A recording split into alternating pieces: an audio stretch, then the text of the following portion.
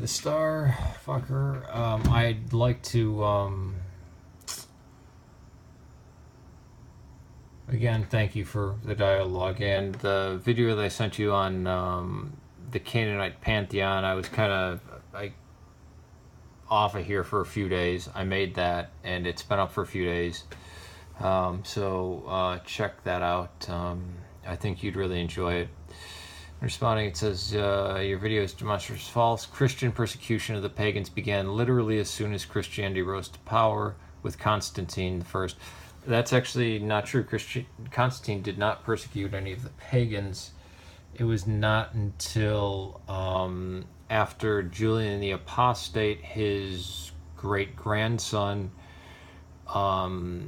began persecuting the Christians again, that Theodosius enacted Christianity as the official religion of the Roman Empire.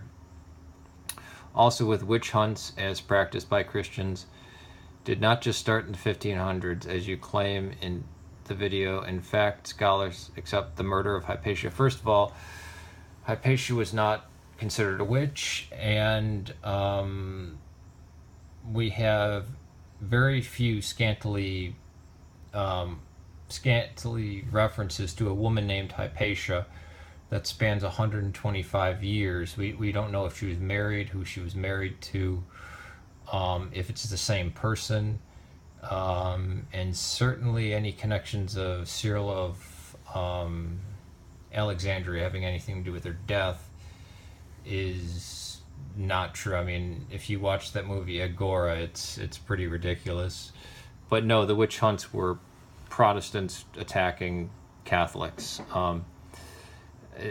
Witches really weren't a thing. I mean, I can get to that later. I'd love to do a hangout with you, by the way. In fact, scholars accept the murder of Hypatia of Alexandria was killed by a Christian mob circa I think you mean AD 415. Was it? I thought it was 397. I could be wrong. As the first documented victim of a Christian witch hunt.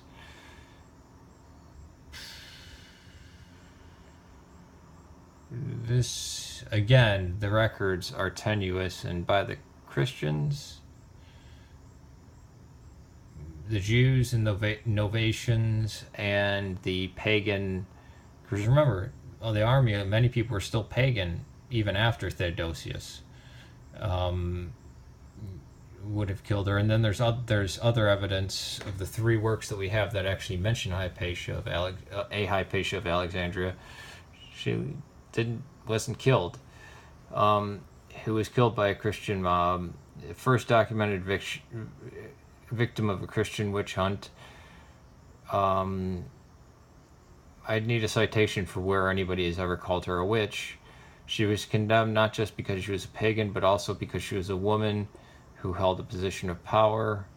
The Christians demanded that she step down. This was with Serapion, and in the annex of the Library of Alexandria, Alexandria, where all the stuff supposedly went down.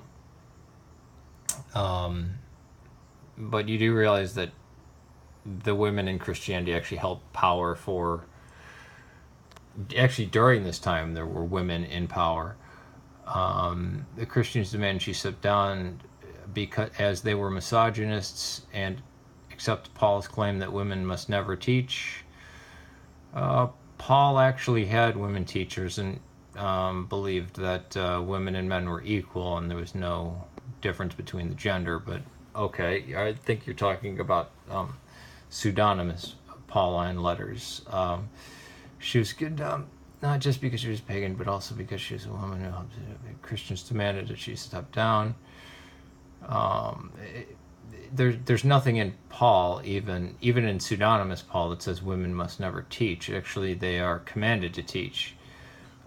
It tells them to keep silent during the reading of the gospel in church. Of course, she refused. She was also a philosopher that rejected the teaching that the Gospels were literally true events because they rejected she rejected the teaching that any myth was literally true. Again, where do you find evidence of this? We have none of the writings of Hypatia. We have it from some of her enemies, but that's it. She likewise taught that Greek and Roman myths should never be taught as literally true. That was an accepted view in the ancient world. Most of the gods were not seen as literally true or true. This infuriated the Christians. No, because they didn't accept the myths of the Greeks, the Romans either. They claimed she worshipped the devil and set upon her, publicly stripped her naked, beat her, tortured her, scraped her flesh away from her bones with shells. Okay, this, what you just put there, is from a recent work of fiction. I think it's called Reclaiming Hypatia, and it talks about seashells being passed out like communion by Saint Cyril. That's called historical fiction. And then they finally set her on fire. Citation needed. I'll send you the 7 videos I did 6 years ago on Hypatia and how to view her as a historical character. I mean, again,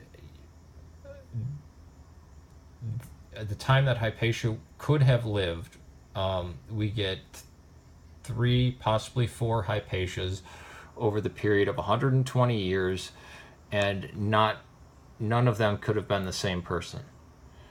Hypatia is been brandished around, especially by this latest book. The guy who wrote the book was on the Jon Stewart show, or the Daily Show back in the day. Hypatia was not killed in that manner.